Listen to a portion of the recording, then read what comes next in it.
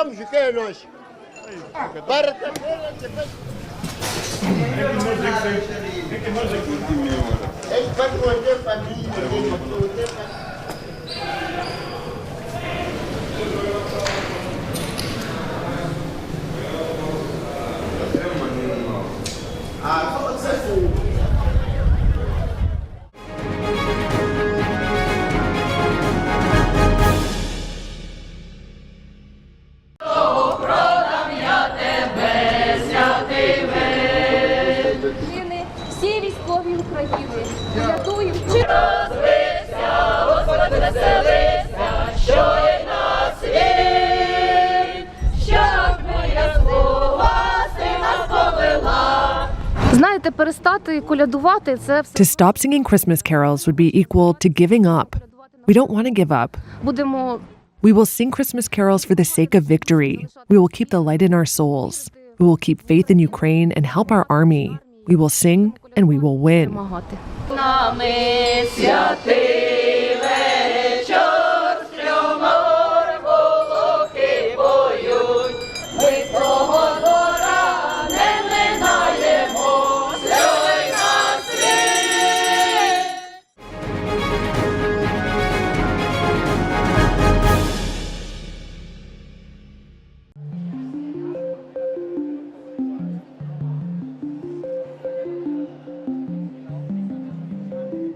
I see this as the future.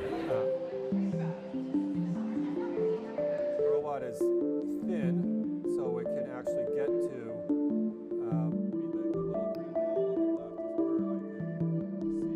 This tool allows us to go after almost any nodule in the lung to try to provide patients with diagnostic certainty.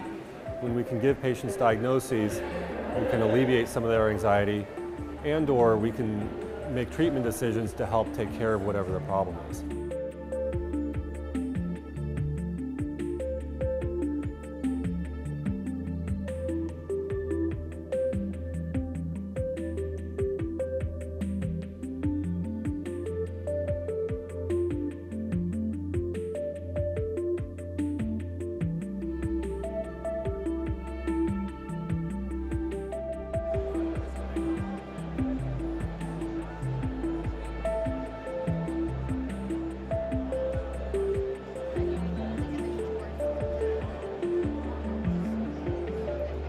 So with our new artificial intelligence tools, we provide again this sensorial feedback to the surgeon. So the surgeon, they could feel when they are touching the tissues.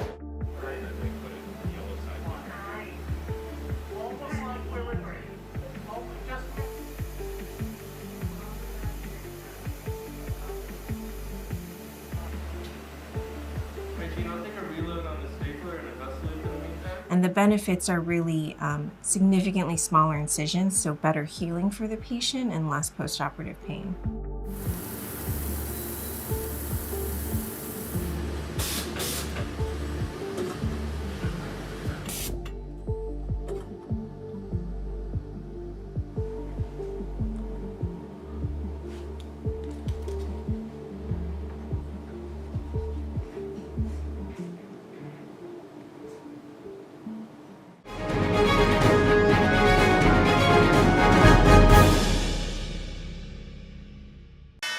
U.S. stocks ended higher on Tuesday in a shortened Christmas Eve session as the so-called Santa Claus rally period began.